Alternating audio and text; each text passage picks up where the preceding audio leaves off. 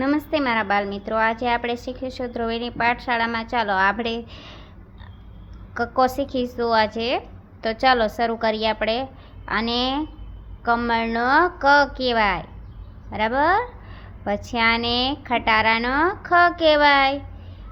જો તેનું ચિત્ર છે તો આનું ચિત્ર છે. જો આને ગણપતિનો ગ કહેવાય. જો તેની બાજુમાં ગણપતિજી છે.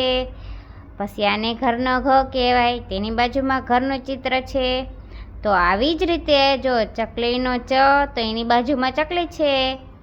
અને છત્રીનો છ કહેવાય, તેની બાજુમાં છત્રી છે. તેમજ દરેક વસ્તુમાં જોવો બધું બરાબર જ છે ને. તો ચાલો તમે પણ આવી રીતે જો કરજો, આવી રીતે જ લખજો. આવી રીતે ચોપડી લઈને બેસજો 5 મિનિટ, અને તમારા મમ્મીને પરેશાન ન કરતા. ચાલો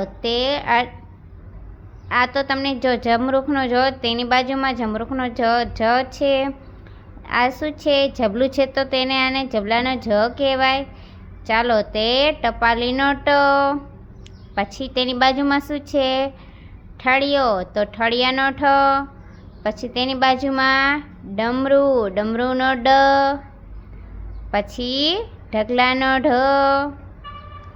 હણાફેરનો ણ. પછી તલવારનો ત. થાળીનો થ. દડાનો દ. પછી ધજાનો ધ. નગારાનો ન.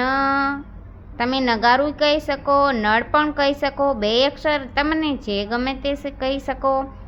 પછી પતંગનો પ. ફટાકડાનો ફ.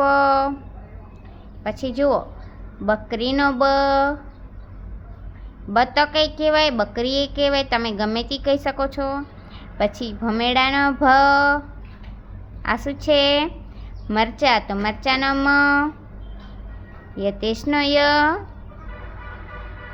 આવી જ રીતે તમને નવું શીખવા માટે રોજ આપણે એક નાનો વિડીયો બનાવશું. જો તમને મારો આ વિડીયો ગમ્યો હોય તો લાઈક કરજો, શેર કરજો અને સબસ્ક્રાઈબ કરજો. ચાલો બાય.